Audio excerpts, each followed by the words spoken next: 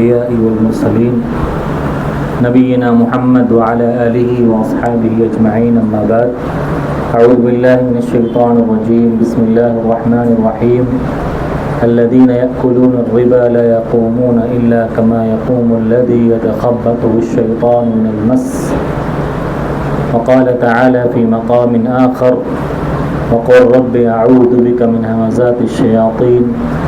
وأعوذ بك رب أن يحضرون. معزز دینی و ایمانی بھائیوں، بزرگوں، دوستوں، جنات اور شیاطین کی دنیا کے تعلق سے ہمارا یہ ہفتہ واری درس چل رہا ہے. پچھلے درس میں جن کے انسان کو ستانے اور تکلیف پہنچانے کی مختلف شکلوں اور مختلف طریقوں کا بیان میں نے آپ کے سامنے کیا تھا کہ کس طرح سے جن انسان کو ستاتا ہے اور تکلیف پہنچاتا ہے، کیونکہ جن یہ انسان کا ازلی دشمن ہے اور وہ دشمنی نکالنے کے لیے اس کو اتنا پاور اور اختیار اللہ کے حکم سے ملا ہوا ہے کہ وہ انسان کو ستاتا ہے، تکلیف پہنچاتا ہے، اسے پریشان کرتا ہے. اور تکلیف کبھی جسمانی ہوتی ہے، کبھی تکلیف جو ہوتی ہے روحانی ہوتی ہے، کبھی مالی ہوتی ہے. مختلف قسم کی تکلیفیں وہ انسان کو دیتا ہے. جن کے تکلیف دینے یا ستانے کی شکلوں میں سے ایک شکل یہ ہے کہ جن انسان کے اوپر مسلط ہو جاتا ہے، جس کو عربی میں مس بولتے ہیں، کہ جن انسان کو چھو لیتا ہے اور انسان کے اندر داخل ہو جاتا ہے. اور انسان کے اندر جب وہ داخل ہوتا ہے، جسم کے اندر گھس جاتا ہے، تو مختلف قسم کی تکلیفیں اور پریشانیوں میں مبتلا انسان کو کر دیتا ہے، ستاتا ہے. بسا اوقات وہ انسان کو پاگل کر دیتا ہے، یا کسی اونچی جگہ سے گرا دیتا ہے، یا اسی طرح سے مستقل کسی بیماری میں مبتلا کر دیتا ہے، یا انسان کے کسی خاص حصے میں عجیب قسم کا درد ہونے لگتا ہے، انسان کے کسی خاص حصے کو ناکارہ بنا دیتا ہے. تو اس طرح سے انسان کے اندر داخل ہو جاتا ہے، انسان پر مسلط ہو جاتا ہے، اور جس کو بولتے ہیں آسیب زدگی، آسیب زدہ انسان، جس کو بولتے ہیں کہ انسان شیطان اسے مس کر گیا ہے، اس کے اندر داخل ہو گیا ہے اور اس پر مسلط ہو گیا ہے. سب سے بڑا سوال یہ ہے کہ کیا آسیب زدگی ممکن ہے؟ کیا واقعی حقیقت میں جن انسان کے جسم میں داخل ہو جاتا ہے اور انسان پر مسلط ہو جاتا ہے، اس کی کوئی حقیقت ہے؟ تو اس تعلق سے انسانوں کے 3 طبقات پائے جاتے ہیں اس دنیا کے اندر. 3 قسم کے لوگ پائے جاتے ہیں. پہلا طبقہ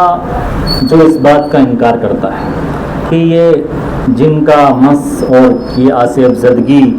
اور جن کا مسلط ہونا اور انسان کے جسم میں داخل ہو جانا، اس کی کوئی حقیقت نہیں ہے. اور میڈیکل سائنس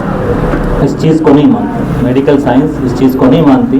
کہ جن انسان کو تکلیف پہنچاتا ہے یا اس پر مسلط ہو جاتا ہے یا آسیب زدگی، یہ اس کی کوئی حقیقت نہیں ہے. یہ فالتو کی باتیں ہیں، تو میڈیکل سائنس اس کو نہیں مانتی. اسی طرح سے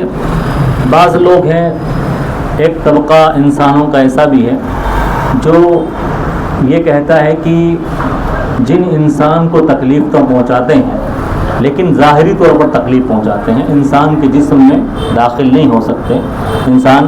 پر مسلط جو ہوتے ہیں وہ ظاہری اعتبار سے ہی تکلیف پہنچانا ہوتا ہے، اور ظاہری جسم پر ہی وہ تکلیف پہنچاتے ہیں، اندر داخل نہیں ہو سکتے. اور وہ کہتے ہیں کہ ہماری عقل میں یہ بات آتی نہیں ہے، عقل اس چیز کو قبول نہیں کرتی کہ جن انسان کے اندر داخل ہو جائے اور اس کو تکلیف پہنچائے. اور انسان پر جو بھی اس قسم کے آثار نمایاں ہوتے ہیں وہ ایک نفسیاتی چیز ہوتی ہے، انسان کا وہم ہوتا ہے جس کو لوگ جنات اور شیطانوں کی طرف منسوب کر دیتے ہیں. تو اس کی کوئی حقیقت نہیں ہے. انسان ایک کثیف مخلوق ہے اور جن ایک لطیف ہلکی مخلوق ہے. تو کثیف مخلوق میں ہلکی مخلوق کیسے داخل ہوتی ہے؟ تو وہ لوگ بھی اس چیز کا انکار کرتے ہیں عقل کی بنیاد پر کہ عقل میں یہ چیز نہیں آتی ہے. تیسرا طبقہ جو کہتا ہے کہ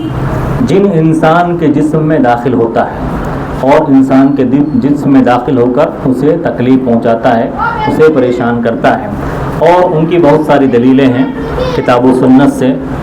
جن سے یہ ثابت ہوتا ہے کہ واقعی جن انسان کے اندر جسم میں داخل ہو کر اس کو تکلیف پہنچا دیتا ہے۔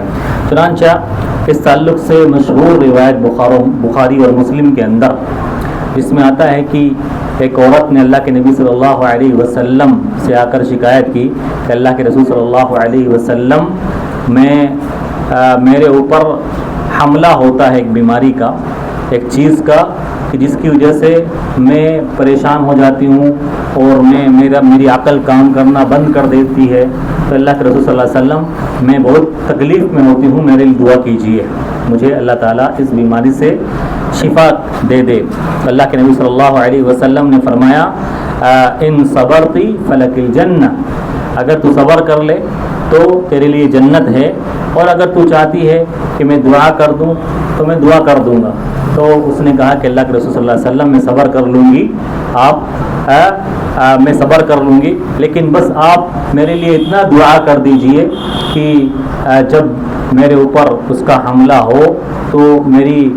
بے پردگی نہ ہو، میری شرمگاہ نہ کھلے، تو اس کے لیے اللہ کے رسول صلی اللہ علیہ وسلم آپ دعا کر دیجئے۔ تو اس واقعہ سے ثابت ہوتا ہے، ابن حجر رحمۃ اللہ علیہ فتح الباری میں اس حدیث کی روشنی میں دو باتیں بیان فرماتے ہیں۔ پہلی بات تو یہ ہے کہ انسان کی طبیعت میں، انسان کے جسم میں کبھی کبھی جسم کے اندرونی حصے میں کوئی گیس نکلتی ہے، جو گیس نکل کر انسان کے دماغ تک پہنچ جاتی ہے، پھر اس کی وجہ سے انسان کا جسم تھوڑا کام کرنا بند کر دیتا ہے، اس کے جسم میں اکڑن آ جاتی ہے، اس کے ہاتھ پیر اکڑنے لگتے ہیں، اور کبھی کبھی انسان کے جسم پہ سے جھاگ بھی آتا ہے۔ تو یہ انسان کی طبیعت اور انسان کے جسم سے نکلنے والی ہوا کی وجہ سے ہوتا ہے، جو انسان کے دماغ تک پہنچ جاتی ہے، جس کی وجہ سے انسان کے جسم پر یہ ظاہری حالات ہوتے ہیں۔ اور پھر فرماتے ہیں دوسری چیز یہ ہے، کبھی کبھی یہ کیفیت انسان کے اوپر جن کے مسلط ہونے سے بھی ہوتی ہے، یعنی جن انسان کے اندر داخل ہوتا ہے، اس پر مسلط ہوتا ہے اور اس کو پریشان کرتا ہے، تب بھی یہ چیز رونما ہوتی ہے۔ تو جنات بھی اس طرح سے پریشان کرتے ہیں۔ تو مس لگنا یہ حق ہے، جن کا مس، آسیب لگنا یا مسلط ہونا یا جسم کے اندر جن کا داخل ہونا یہ حق ہے۔ ابو الحسن اشعری رحمۃ اللہ علیہ بیان فرماتے ہیں، جن کے مس کے عقیدے کو تسلیم کرنا،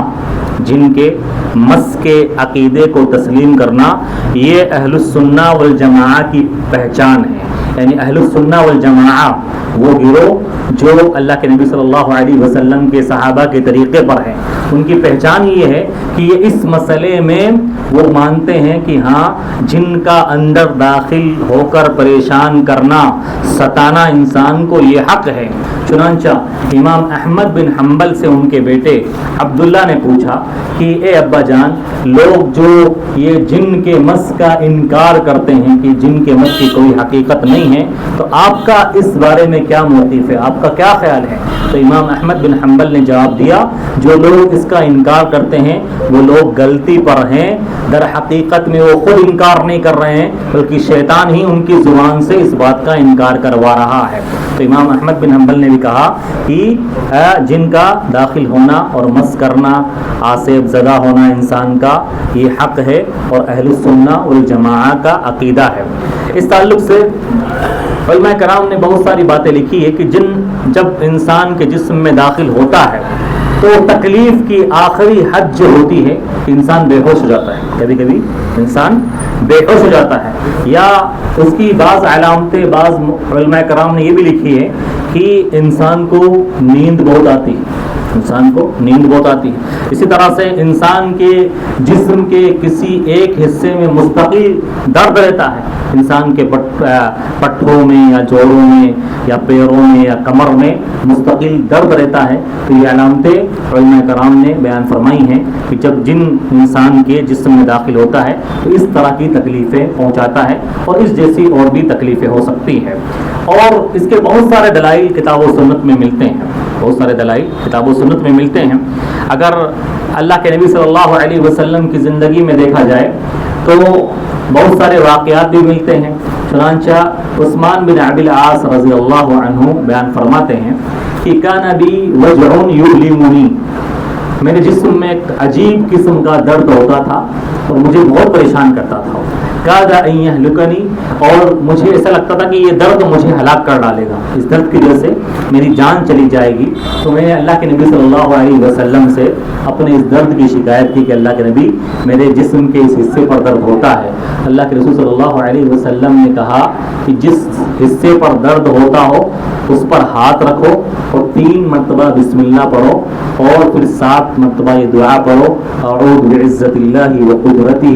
من شر ما اجد وحاذر. میں اللہ کی عزت اور اس کی قدرت کے ذریعہ پناہ میں آتا ہوں اس چیز کے ڈر سے، اس چیز کے شر سے جس کو میں اپنے جسم میں پا رہا ہوں اور جس سے میں ڈر رہا ہوں. اللہ کے نبی صلی اللہ علیہ وسلم نے یہ دعا ان کو سکھائی. ایک اور صحابی نے یہی بات اللہ کے نبی صلی اللہ علیہ وسلم سے بیان کی اور کہا کہ جب سے میں نے اسلام قبول کیا ہے اس کے بعد سے میرے ہاتھ میں عجیب قسم کا درد ہوا کرتا تھا اور میں بڑا پریشان ہوتا تھا. اللہ کے رسول صلی اللہ علیہ وسلم سے میں نے اپنے اس درد کی شکایت کی تو آپ نے مجھے یہی طریقہ جو عثمان بن ابی العاص کو بیان فرمایا مجھے بھی یہ طریقہ بیان فرمایا. تو علماء کرام لکھتے ہیں کہ اللہ کے نبی صلی اللہ علیہ وسلم نے درد پر ہاتھ رکھنے کا حکم دیا کہ درد پر ہاتھ رکھو، پھر 3 مرتبہ بسم اللہ پڑھو اور 7 مرتبہ یہ دعا کرو. اس سے پتہ چلتا ہے کہ وہ جہاں پر جسم کے خاص حصے پر درد ہو رہا ہے اور جہاں ہاتھ رکھنے کا اللہ کے رسول صلی اللہ علیہ وسلم نے کہا، پتہ چلتا ہے کہ شیطان اس خاص حصے کو تکلیف پہنچا رہا ہے، اس خاص حصے پر مسلط ہو گیا ہے اور اسے انسان کو ستا رہا ہے. اسی طرح سے بہت ساری دلیلیں کتاب و سنت میں ملتی ہے. چنانچہ جو ایک آیت سورہ بقرہ کی آیت نمبر 275 جو میں نے آپ کے سامنے پڑھی ہے خطبہ مسنہ کے بعد حمد و صلوات کے بعد، اس میں اللہ کے رسول صلی اللہ علیہ وسلم نے اللہ رب العالمین نے ارشاد فرمایا الذین یأکلون الربا لا یقومون الا کما یقوم الذی یتخبطہ الشیطان من المس، کہ جو دنیا میں سود اور بیاض کھاتے ہیں وہ کل قیامت کے دن اپنی قبر سے ایسے کھڑے ہوں گے جیسے وہ شخص دنیا میں ہوتا ہے کہ جس کو شیطان نے چھو کر پاگل اور باولا بنا دیا، جسے شیطان نے چھو کر پاگل اور باولا بنا دیا. تو یہاں مفسرین لکھتے ہیں کہ اللہ رب العالمین نے جو تجربہ دنیا کا ہے کہ دنیا میں اگر کسی ایک انسان پر جن کا اثر ہوتا ہے اور جن اس پر مسلط ہوتا ہے تو کس طرح سے انسان باولا اور مجنون ہوتا ہے، بہکی باتیں کرتا ہے، اس کے جسم پر، اس کے دماغ پر، اس کی زبان پر اس کا کنٹرول نہیں ہوتا،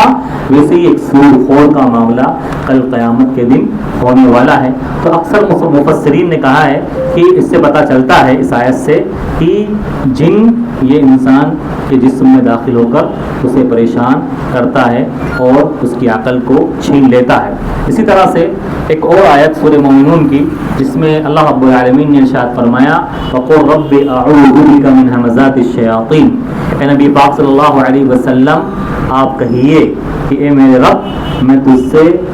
شیطان کے ہمزات سے تیری پناہ میں آتا ہوں، تجھ سے پناہ مانگتا ہوں. تو یہاں پر ہمزات سے مراد بعض مفسرین نے کہا ہے کہ شیطان کے وسوسے ہیں اور بعض نے کہا ہے کہ اس سے مراد ایک خاص قسم کی بیماری ہے کہ جس میں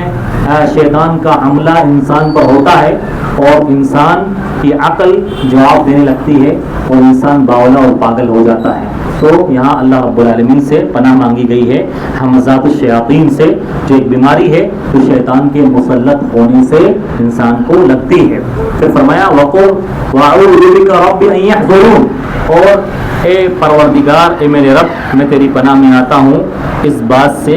کہ شیطان میرے پاس حاضر ہوں. تو شیطان حاضر ہوتے ہیں اور حاضر اس حد تک ہوتے ہیں کہ انسان کے جسم میں داخل ہو جاتے ہیں اور اس کو تکلیف پہنچاتے ہیں. اور حدیث کے اندر بھی ایک اور واقعہ ملتا ہے مشہور و معروف جو صحیح بخاری اور مسلم کے اندر ہے. حضرت صفیہ رضی اللہ عنہا کا رمضان کے مہینے میں اعتکاف کی حالت میں اللہ کے نبی صلی اللہ علیہ وسلم سے وہ رات میں ملنے آتی ہے. اللہ کے نبی صلی اللہ علیہ وسلم رات کے آخری حصے میں واپس صفیہ کو چھوڑنے کے لیے مسجد سے باہر آتے ہیں تو دو انصاری صحابہ اللہ کے نبی صلی اللہ علیہ وسلم کو دیکھ لیتے ہیں. اللہ کے نبی صلی اللہ علیہ وسلم کہتے ہیں ان کو بول کے کہ یہ میری بیوی صفیہ بنت حیی ہے. تو ان دونوں انصاری صحابہ نے کہا کہ اللہ کے رسول صلی اللہ علیہ وسلم ہم آپ کے اوپر شک کر سکتے ہیں, آپ کے اوپر کے تعلق سے ہم غلط فہمی کا اور بدگمانی کا شکار ہو سکتے ہیں. تو اللہ کے نبی صلی اللہ علیہ وسلم نے بیان فرمایا ان الشیطان یجری من الانسان مجری الدم, کہ شیطان انسان میں ویسے دوڑتا ہے جیسے انسان کے رگوں میں خون دوڑتا ہے. تو خون انسان کے اندر دوڑتا ہے, خون انسان کے اندر دوڑتا ہے. تو پتہ چلا شیطان بھی انسان کے اندر دوڑتا ہے, خون کی طرح رگوں میں انسان کے اندر داخل ہو جاتا ہے. اسی طرح سے بہت سارے واقعات اللہ کے نبی صلی اللہ علیہ وسلم کے زمانے میں ایسے رونما ہوئے جن سے پتہ چلتا ہے کہ جن انسان کے اندر داخل ہوتا ہے, اور خود اللہ کے نبی صلی اللہ علیہ وسلم نے پھر اس کا علاج بھی کیا. چنانچہ ابن ماجہ کے اندر عثمان بن ابی العاص رضی اللہ عنہ کا ایک واقعہ ہے کہ عثمان بن ابی العاص رضی اللہ عنہ کو اللہ کے نبی صلی اللہ علیہ وسلم نے طائف کا گورنر اور حاکم بنایا تھا. تو عثمان رضی اللہ عنہ, عثمان بن ابی العاص یہ اپنی قوم کو نماز پڑھایا کرتے تھے, امامت بھی کیا کرتے تھے. جو اس وقت گورنر اور حاکم ہوتا تھا وہی ان لوگوں کا امام بھی ہوتا تھا. تو عثمان بن ابی العاص رضی اللہ عنہ جب بھی لوگوں کی امامت کرواتے تو انہیں ایسا لگتا کہ کوئی چیز اندر سے مجھے قرآن کی تلاوت سے روک رہی ہے, اور انہیں بڑی تکلیف محسوس ہوتی تھی. قرآن کی تلاوت کرنا انہیں بھاری پڑتا تھا, ایسے لگتا تھا کہ اندر سے کوئی انہیں قرآن پڑھنے سے روک رہا ہے. چنانچہ وہ اللہ کے نبی صلی اللہ علیہ وسلم کے پاس مدینہ تشریف لائے اور یہ واقعہ اور ماجرا بیان کیا. اللہ کے نبی صلی اللہ علیہ وسلم نے ان سے کہا ادعو, مجھ سے قریب ہو, ذاک شیطان, وہ شیطان ہے. اور اللہ کے نبی صلی اللہ علیہ وسلم نے پھر ان کے سینے پہ مارا اور فرمایا اخرج عدو اللہ, اے اللہ کے دشمن نکل. آپ نے فرمایا اخرج, ایسے سینے پہ ہاتھ مارا اور کہا اخرج عدو اللہ, اے اللہ کے دشمن نکل. تو محدثین لکھتے ہیں اس سے پتہ چلتا ہے کہ شیطان انسان کے جسم کے اندر داخل ہو کر انسان کو ستاتا اور پریشان کرتا ہے. اسی طرح سے ایک اور واقعہ جس کو امام احمد نے اپنی کتاب مسند احمد کے اندر روایت کیا ہے کہ صحابی رسول بیان فرماتے ہیں کہ ہم ایک مرتبہ اللہ کے نبی صلی اللہ علیہ وسلم کے ساتھ ایک سفر پر تھے, اور سفر کے دوران ایک جگہ ہمارا پڑاؤ ہوا کسی علاقے میں. تو ایک عورت اپنے چھوٹے سے بچے کو لے کر آئی اللہ کے نبی صلی اللہ علیہ وسلم کے پاس اور کہا کہ اللہ کے نبی, یہ ہمارا بچہ بڑا پریشان ہے اور اسے کسی چیز نے پریشان کر کے رکھا ہے. ہم نے سارے طریقوں سے علاج کر لیا ہے لیکن اس کو شفا نہیں مل رہی ہے. اللہ کے نبی صلی اللہ علیہ وسلم نے اس بچے کو اپنے سے قریب کیا اور کہا بسم اللہ اخسا عدو اللہ وانا رسول اللہ. آپ نے بسم اللہ پڑھی اور بچے کے سینے پر مارا اور کہا اے شیطان تو نکل, اے اللہ کے دشمن تو نکل, میں اللہ کا رسول تجھے حکم دیتا ہوں, میں اللہ کا رسول تجھے حکم دیتا ہوں. پھر صحابہ کرام و اللہ کے نبی وہاں سے نکل گئے. واپسی اسی راستے سے ہوتی ہے. اللہ کے نبی صلی اللہ علیہ وسلم اور صحابہ کرام نے اس سے پوچھا اس عورت سے کہ اب تمہارا بچہ کیسا ہے. تو اس عورت نے کہا کہ اب میرے بچے کو کسی چیز کی تکلیف نہیں ہے اور وہ تکلیف اس کی ختم ہو چکی ہے. تو اس نے کچھ ہدیہ بھی اللہ کے نبی صلی اللہ علیہ وسلم اور صحابہ کرام کو دیا تھا. تو پتہ چلا کہ شیطان اندر داخل ہو کر انسان کو پریشان کر سکتا ہے اور یہ حق ہے, اہل السنہ والجماعہ کا عقیدہ ہے. لیکن اس کے علاج کے تعلق سے جو راقیوں کے یہاں بہت زیادہ افراط و تفریط پائی جاتی ہے, تو انشاءاللہ میں بعد میں جب علاج کا معاملہ آئے گا کس طرح سے شیطان جب تکلیف پہنچاتا ہے تو اس کا علاج کس طرح سے کیا جانا چاہیے, کتاب و سنت میں کس طرح کا علاج ثابت ہے اس میں بیان کروں گا. اس طرح کے جو آصف زدہ لوگ ہوتے ہیں کہ شیطان مس کر کے پریشان کرتا ہے، تو یہ راقی حضرات کس طرح سے علاج کرتے ہیں اور بڑے فتنوں میں مبتلا ہوتے ہیں خود بھی اور لوگوں کو بھی فتنے میں مبتلا کرتے ہیں۔ تو علماء کرام نے بڑی لمبی بحث کی ان راقیوں کے تعلق سے جو اس چیز کا فائدہ اٹھا کر اور غلط طریقے سے علاج کرتے ہیں اور ان کے علاج کا طریقہ کتاب و سنت کے موافق نہیں ہوتا ہے، تو علماء کرام نے بیان فرمایا ہے۔ بس آج کے درس سے جو بات میں نے آپ کے سامنے